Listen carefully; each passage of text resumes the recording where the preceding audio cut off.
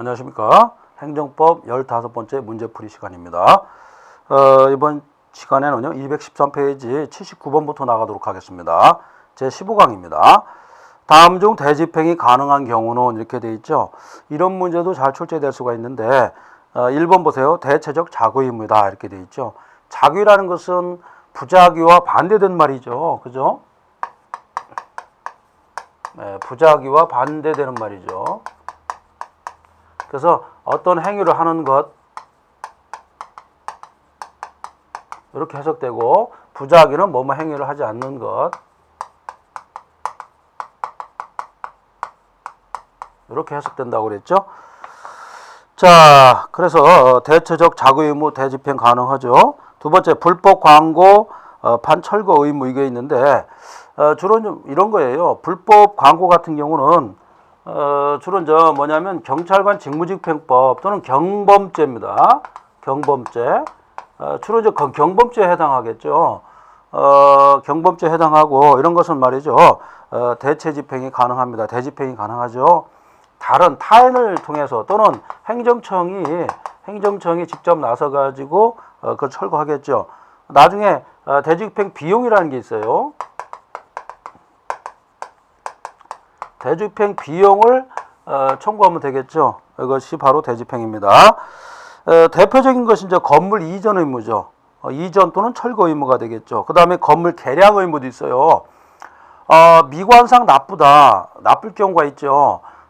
가령 초등학교랄지 학교 건물 옆에다가 좀 흉악스러운 어떤 물건을 건물을 졌을 경우에 그걸 철거 또는 개량하라는 명령을 하게 돼 있죠.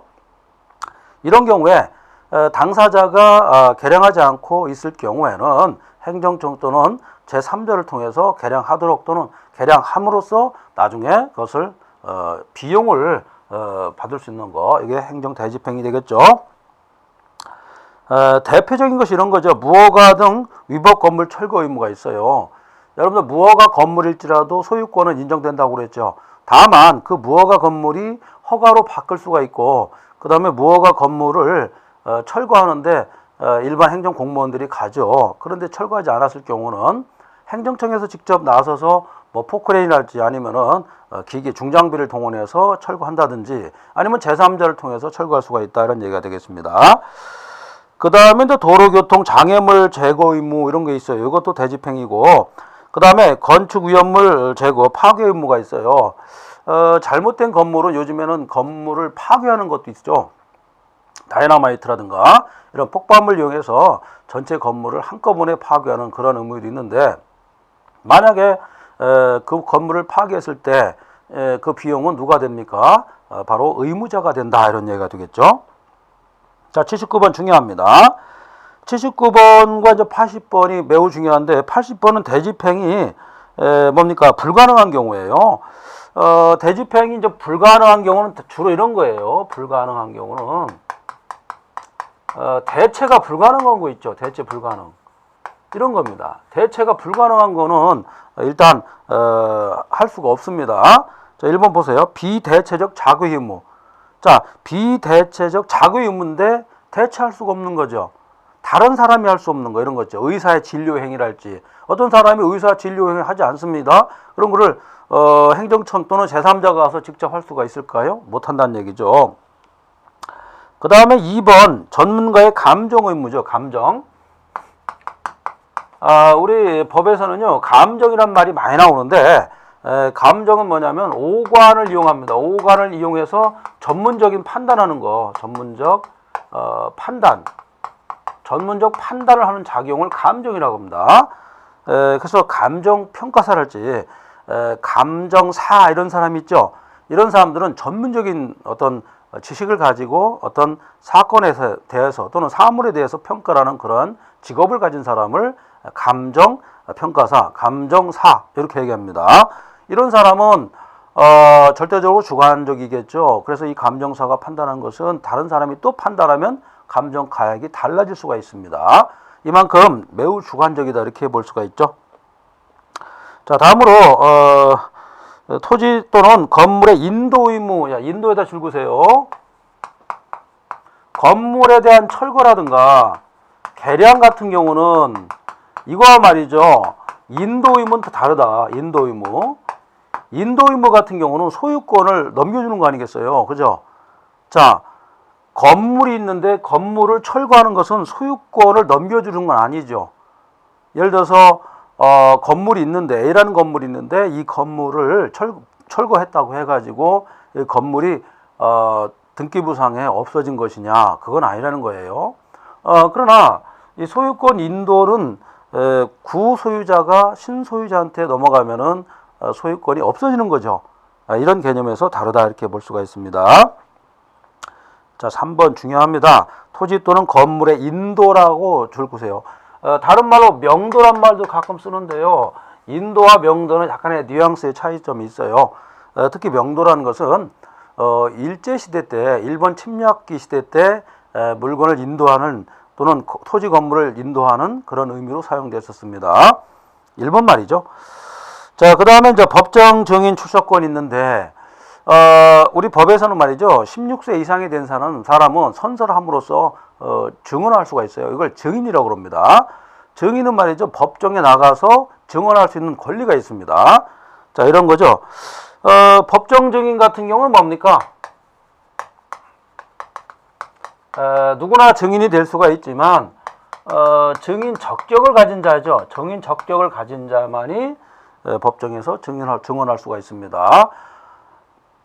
뭡니까? 이 방청객에서 직접 나가서 내가 증인하겠습니다 할 수가 없어요. 물론 증인이 그 당시 거기서 증인 채택돼 가지고 절차를 밟아가지고 증언할 수가 있습니다만 이런 경우는 특히 아주 극히 예외적인 경우죠.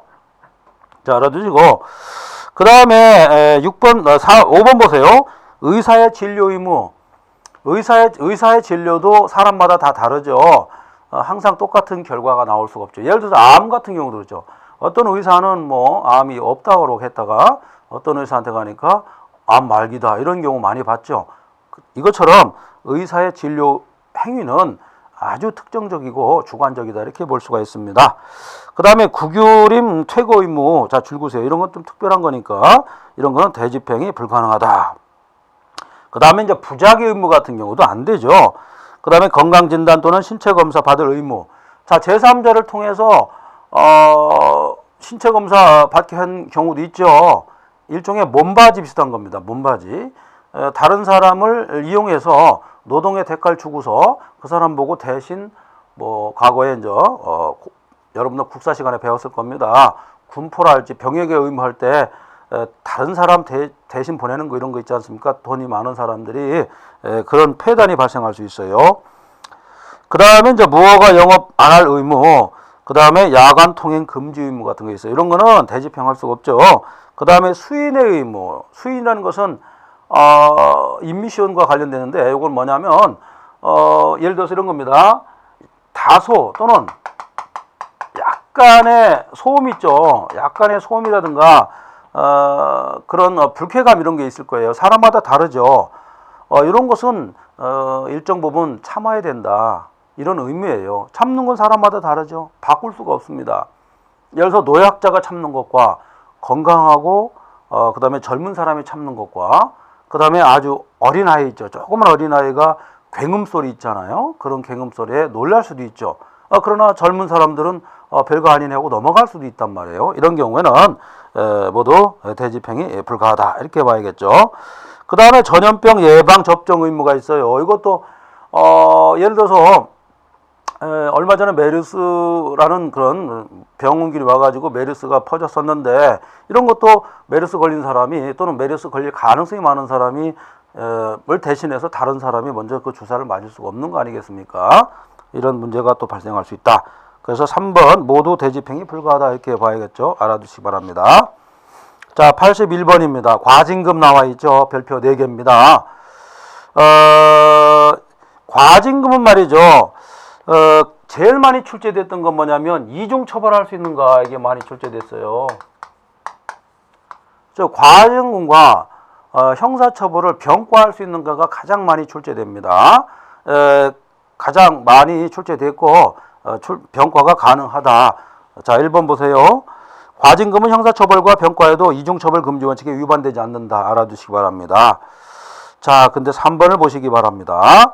과징금은 부과주체가 행정청이나 과태료는 일정한 1차적으로 행정청이 부과한다는 특징이 있고, 자, 뭐냐면 과징금과 뭡니까? 과태료는 말이죠. 기본적으로 부과하는 것은 행정청이다 이런 얘기가 되겠죠. 근데 문제가 있어요. 과징금은 취소 소송의 대상이 되지만 과태료는 말이죠. 취소 대상이 되지 않는다는 것이 판례의 태도입니다.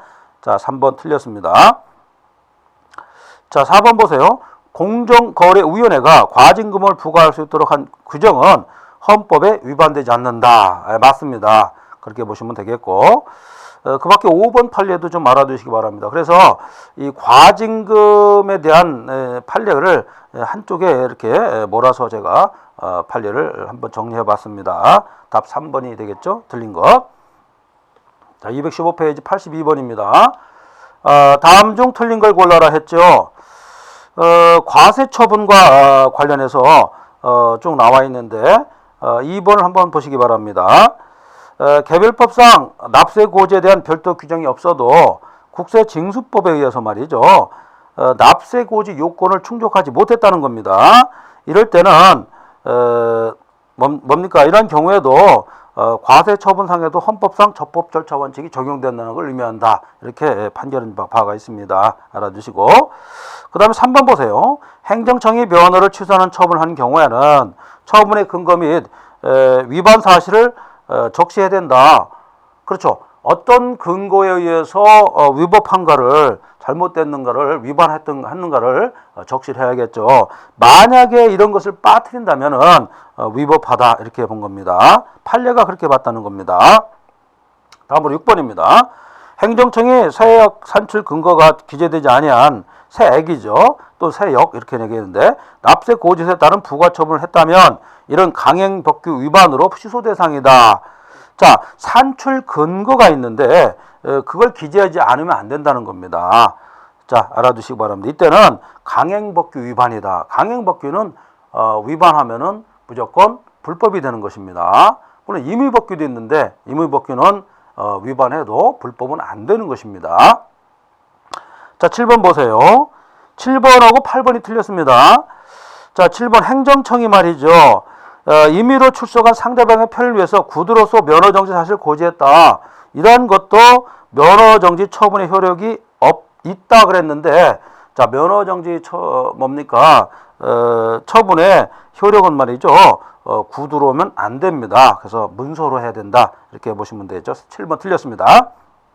다음으로 행정청에 대한 의사표시와 관련하여 신청인이 신청에 앞서서 허가를 담당자에게 어떤 뭡니까? 신청서의 내용에 대한 검토를 요청했습니다.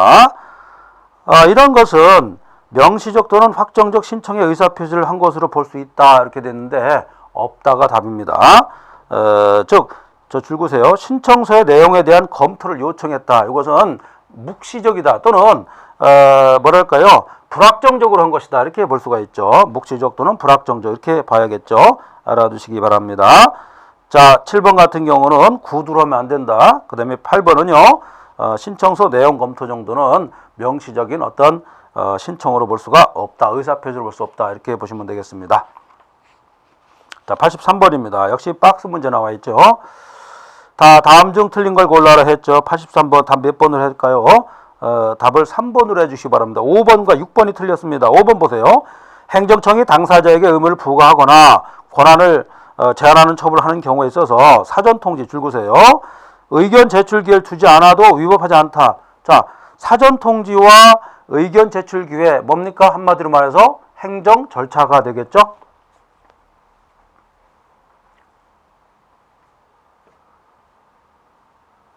여러분들 최근에 영미법이 많이 이제 들어왔다고 그랬죠. 영미법이 들어왔는데 영미법에서 가장 중요시하는 원칙은 바로 적법 절차 원칙이에요.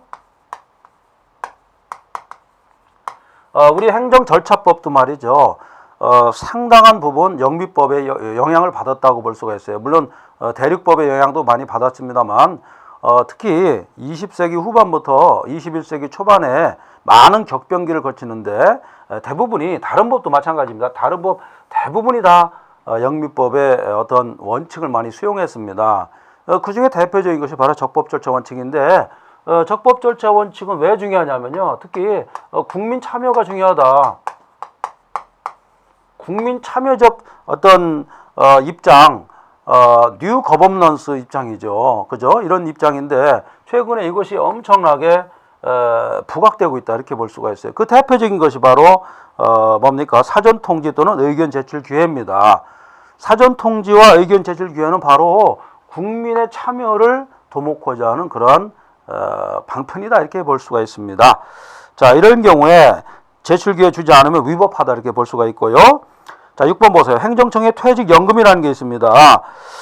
이런 건데 뭐냐면 관계 변명에 따라서 당연히 정해지는 처분에 해당하므로 이렇게 되어 있는데 당사자에게 의견 제출 기회를 부여하지 않는다고 하면은 위법하다 이렇게 되어 있는데 이런 경우는 당연히 정해지는 처분이기 때문에 말이죠. 자, 거기가 포인트입니다. 아무리 말이죠, 이 적법절차 원칙일지라도 원래 우리가 대립법규에서 가지고 있던 원칙이 있지 않습니까? 이런 경우는 당연퇴직이라는 게 있어요. 당연퇴직 같은 경우는 어떤 적법절차를 이미 밟은 거 아니겠습니까? 그렇기 때문에 이런 경우는 의견 제출 기회 부여하지 않았다 하더라도 위법한 것이 아니라고 봤습니다. 자, 여러분들 공부하기 상당히 까다로울 텐데 이런 박스 문제가 제가 직접 만든 문제가 한 100개 정도 됩니다. 현재 나와 있는 문제집 중에서 뭐 제일 많이 박스를 많이 냈는데 참 공부하기 어려울지 몰라도 이런 거를 극복함으로써 여러분들이 빨리 합격할 수가 있어요. 자, 83번 좀 어려웠죠? 답 3번으로 해주시기 바랍니다. 자, 84번 보세요. 국가배상법으로 넘어보겠습니다. 자, 국가배상법도 시험에 나오겠죠? 그죠? 제가 하도 많이 강조해가지고 2조와 5조 이렇게 돼 있다고 그랬죠. 그래서 2조는 고의과실, 그래서 과실 책임주라고 했죠. 그 다음에 5조는 무과실 책임이라고 했죠. 자, 이거를 기본적인 이론 바탕으로 하고서 문제를 풀어보기 바랍니다. 자, 근데 문제는 말이죠. 국가배상법상 특히 2조에서 기본 원칙이라는 게 하나 있어요. 공무원이 불법행위에 대해 첫 번째 공무원이 뭐냐, 그죠? 첫 번째 공무원에 해당하는가 이걸 물어보겠고, 두 번째 뭡니까? 공무원이 직무와 관련됐느냐, 그죠?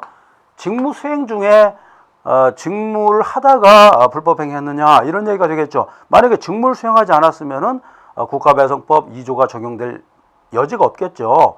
그 다음에 이제 세 번째는 뭐냐면 상대방에게 손해를 끼친 것과 상당 인과관계가 있는가, 그죠? 이걸 물어봅니다. 상당 인과, 이 세 가지 관점에서 한 문제가 출제됩니다. 항상 한 문제 출제되는데 어떤 것이 나올지 모르죠. 자, 그러면 첫 번째 공무원에 해당하는가 이걸 한번 보겠습니다. 자, 84번이에요. 다음 중 국가배상법상 공무원을 인정한 경우는 뭐냐? 시청소 운전자, 그 다음에 집달관. 옛날에는 이제 집달이라고 그랬는데 이제 법이 바뀌어서 집달관으로 바뀌었죠. 그 다음에 공탁 공무원. 공탁이라는 것은 뭡니까? 자기가 어떤 사고를 치고서 금원을 말이죠. 국가기관에다가 공탁을 함으로써 국가 일종의 뭡니까? 이 범죄라든가 형벌을 종결시키는 그런 제도가 공탁제도인데 이때 공탁 공무원으로 봐야겠죠. 그 다음에 소집중 예비, 향토예비군. 물론 소집하지 않은 향토예비군은 일반 사안이겠습니다만 소집 중에 있으면 군인이나 마찬가지죠. 이런 사람은 공무원으로 볼 수가 있어요. 그 다음에 감독사관, 파출소지서, 근본, 방범대원.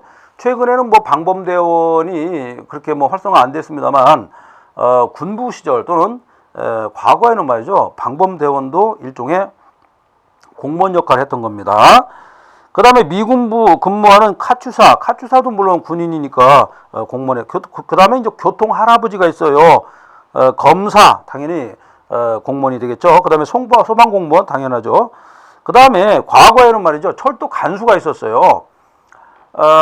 이 철도 관수가 왜 중요하냐면 이 철도의 건널목에서 말이죠. 사고가 많이 발생했어요. 그래서 과거에는 이런 철도 간수가 직업이었습니다. 지금은 다 지하로 다닌다든지 지상으로 바뀌었기 때문에 간수가 많이 사라졌고, 지금은 자동 차단되죠. 그럼에도 불구하고 사고가 많이 발생하고 있죠. 그 다음에 이제 전입신고 확인 통장 이런 게, 통장은 뭐냐면 지금 말하는 통반장 그 얘기입니다. 이런 사람, 전입신고를 받았을 때 통장은 공무원 역할을 하는 거다 이렇게 본 겁니다. 그 다음에 뭐 청원, 경찰 이런 사람도 다 국가공무원법상 공무원이다 이렇게 보면 되겠죠. 답이 1번 되겠습니다. 85번입니다. 다음 중 국가배상법상 공무원이 아닌 자. 자, 84번과 85번을 매치시켜요.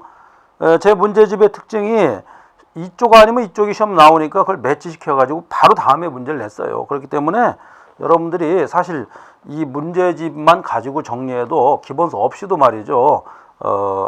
기본적으로 80점 이상을 획득할 수가 있는 것입니다.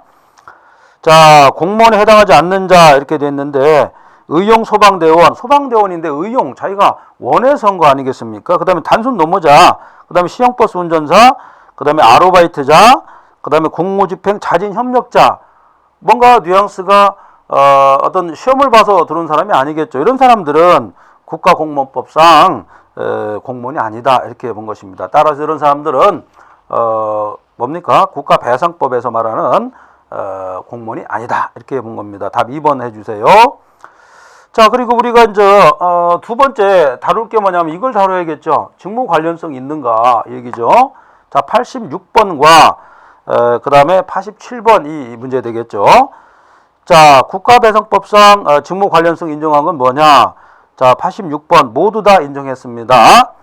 자, 훈계권을 행사한 경우, 그 다음에 기합, 감방 내 사용 이건데 일반적으로 이런 겁니다. 군대 갔더니 말이죠. 상관이 봤을 때 부하가 말을 안 들어요. 그럴 때는 기합을 주게 돼 있죠. 이런 기합과 관련된 어떤 행위는 말이죠. 상관의 직무 관련성 있다라고 봅니다. 따라서 이 기합을 받다가 부하가 죽었다든지 아니면 상해를 받으면은 바로 이 법에 적용이 되겠죠.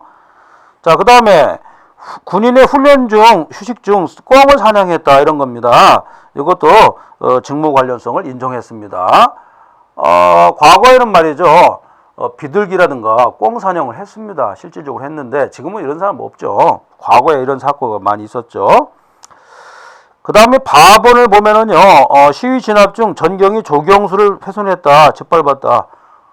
자, 개인이 가지고 있는 어떤 개인적인 재산을 침해한 거 아니겠습니까? 그것도 누구냐면, 전경입니다. 지금은 전경이 없어졌죠.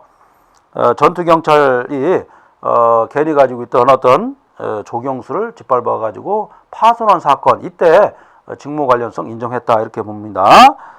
그 다음에 이제 4번 보시면 수사관의 수사 중 고문.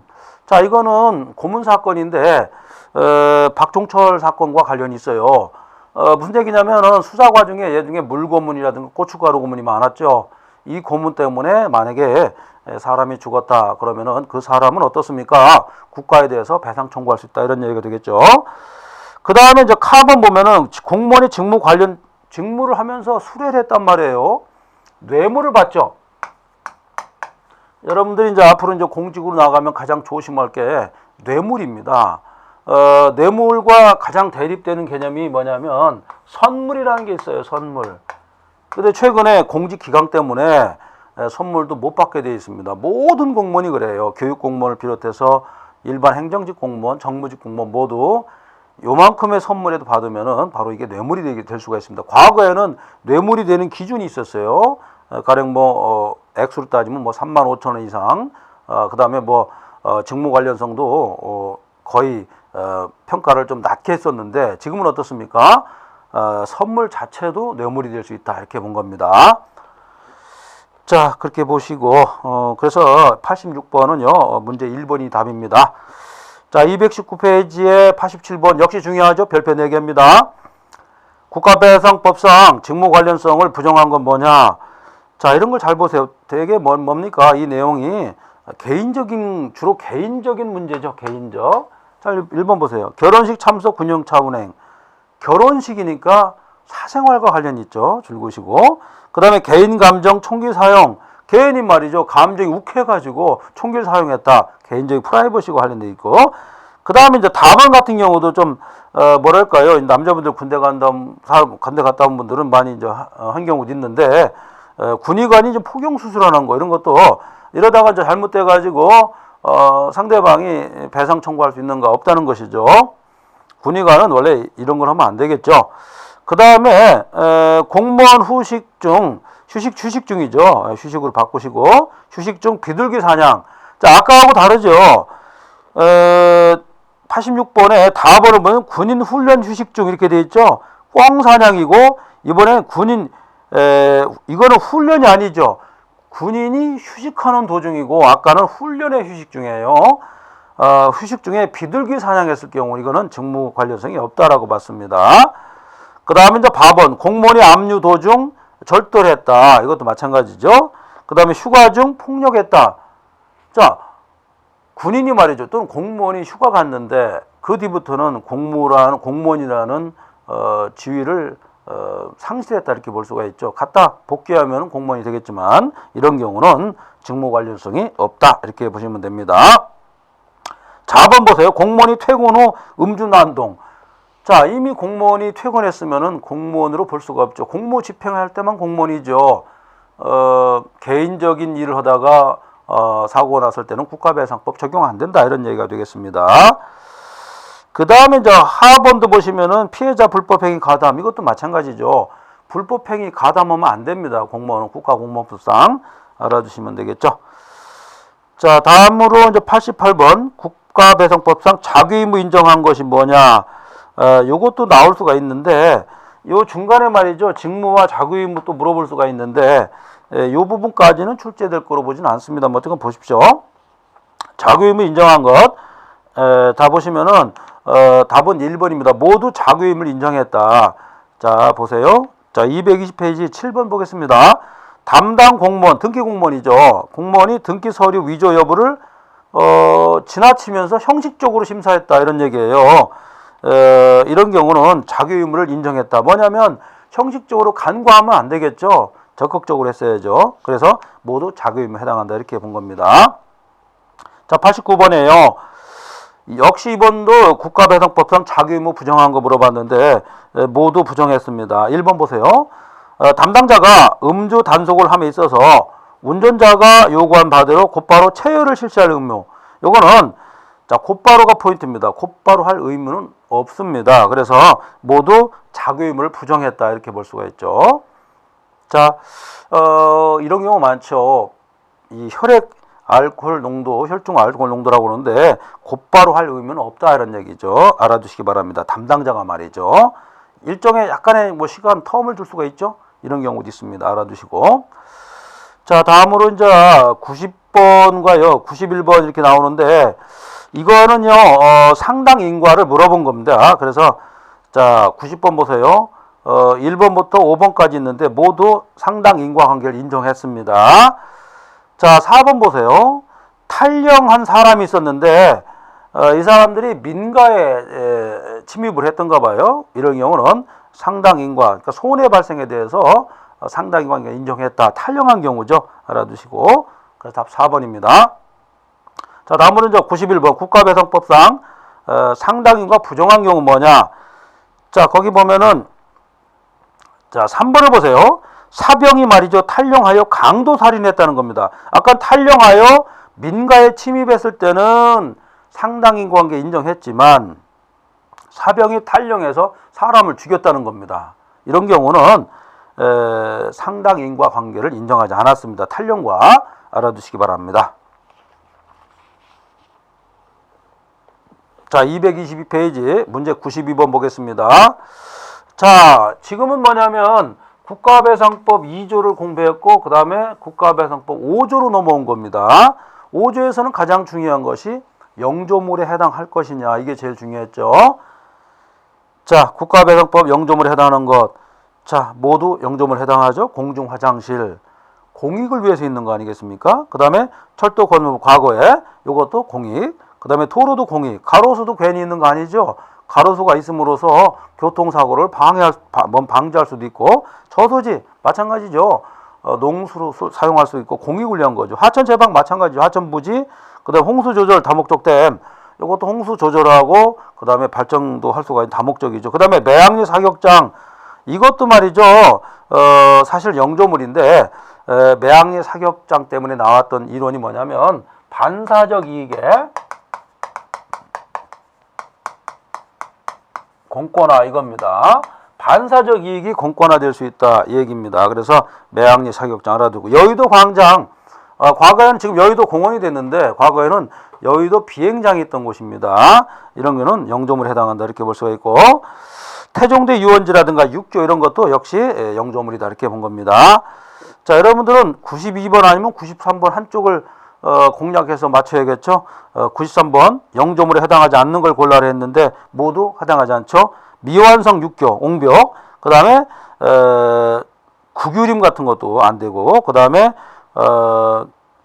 군민이 말이죠. 공영 개시 없음에도 불구하고 사실상 통행제로, 통행 뭡니까? 공도로 사용한 경우, 이거는 영조물에 해당하지 않는다, 이렇게 볼 수 있어요. 공영 개시가 안 된 거죠.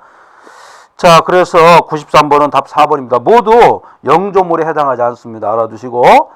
자, 94번입니다. 다음 판례 태도. 자, 옳지 않은 것 4번과 5번 틀렸다고 볼 수가 있죠. 4번은 말이죠. 판례는 공익사업을 위한 공토법입니다. 쭉쭉 보여주시고, 제4항 이주대책인데 요거는 이주대책을 하지 않으면 안 된다, 강행법규에 해당합니다. 임의법규 틀렸죠. 5번입니다. 역시 공토법인데 시행령인데요. 요건 뭐냐면 이주대책 대상이 되는 주거용 건축물에 해당한다, 이렇게 되는데 용도가 변경됐을 때는 해당하지 않는다, 이렇게 봤습니다. 알아두시기 바랍니다. 자, 특히 5번 판례는 어려운 판례였어요. 자, 그렇게 보시고, 그 다음에 여러분 이제 95번을 보시는데 95번 문제 하나가 3페이지를 점유하고 있죠. 그죠? 자, 처분성을 인정한 건데 제가 정리해 보니까 우리 행정법 판례 중에서 132개가 처분성을 인정한 판례였습니다. 예를 들어서 1번 보세요. 감사원 징계 요구에 의한 징계 처분성 인정했다는 겁니다. 쭉 밑에 보세요. 7번 단수 처분도 인정했죠. 단수 처분도 상대방의 권리를 침해하는 그런 처분입니다. 자, 그 다음에 13번 일반 처분도 역시 처분성을 인정했습니다. 자, 그 다음에 사실행위도 말이죠. 다 처분성을 부정하는 것이 아니라 권력적 사실행위는 처분성 인정했습니다. 자, 넘기세요. 자, 그 다음에 226페이지에 91번 보세요. 독촉, 강제징수도 처분성 인정했죠.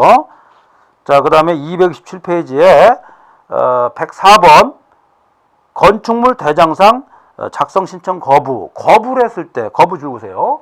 거부를 했을 때도 처분성 인정합니다. 그 다음에 이제 110번 텔레비전 수신료 부과 처분 인정했죠. 그 다음에 123번 이주 대책자의 확인 결정, 말은 결정이지만 처분이었다, 이렇게 볼 수가 있죠. 그 다음에 128번입니다. 택지 공급 신청 거부는 주로 처분성을 인정했다는 겁니다.